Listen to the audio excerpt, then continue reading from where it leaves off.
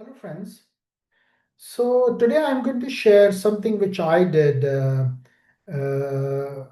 for all my case histories which I submitted. So before every case history, I completed this uh, page, the preface.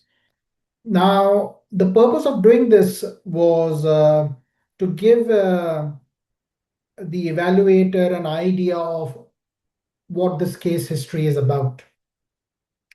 So I included gender, the age of the patient, review location. So this gives the evaluator of the setting where this was done because, in portfolio pathway, you have to submit cases in different settings.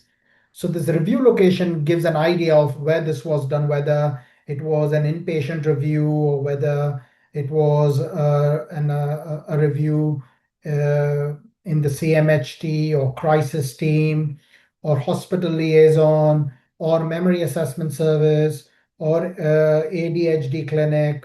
So it depends on the specialty. Then the purpose of clinical assessment was this gives an overview about the case where it was an urgent review requested by the crisis team due to relapse of schizophrenia, or there was a review uh, uh, requested by the CMHT care coordinator about a potential relapse, or maybe it's antipsychotic monitoring review, or whether it was maybe review of the lithium levels or clozapine levels. Um so as we know that we have to show variety of cases with complexities, so this gives an idea about what the case history is. So the purpose of clinical assessment can also include an inpatient review where you can mention that this patient was this case history includes an initial assessment of a patient who was admitted in an inpatient unit under Section 2 of Mental Health Act. And this case history includes a detailed initial assessment with initial treatment plan, with follow-up reviews, chairing MDTs, completing tribunal reports, presenting the case at the tribunal hearing, reviewing medications at regular intervals, and then uh, following the patient right from admission till discharge, and also facilitating community handover.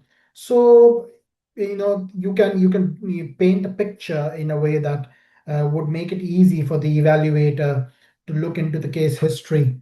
And then you can mention the diagnosis. So putting a diagnosis here before every case history will uh, make things very clear for the evaluator, the variety of cases you have submitted. So you can. I included the final diagnosis, whether it was recurrent depressive disorder, current episode, severe, with or without psychotic symptoms, schizophrenia, schizoaffective disorder of mixed type, or depressive type, or manic type, or different types of dementia. So, this gives the evaluator an opportunity to to be prepared for what is in store, in all your case histories. Um and I got this advice from one of my seniors who completed the CESR, and the suggestion was that it creates a good impression where you're already demonstrating the variety of cases. The evaluator is already prepared of what this case history may potentially look like. You this also gives an opportunity where it gives the candidate the opportunity to even mention that this case includes typical physical and mental health interface where uh, the medical team were unsure whether this is delirium or whether this is dementia. So this was a referral maybe from the geriatric team, and then you did the initial assessment. You try to rule out every reversible cause of cognitive impairment, and you did a complete, a thorough delirium assessment. And so this gives this document on its own gives an opportunity for you to highlight the key aspects of the case history.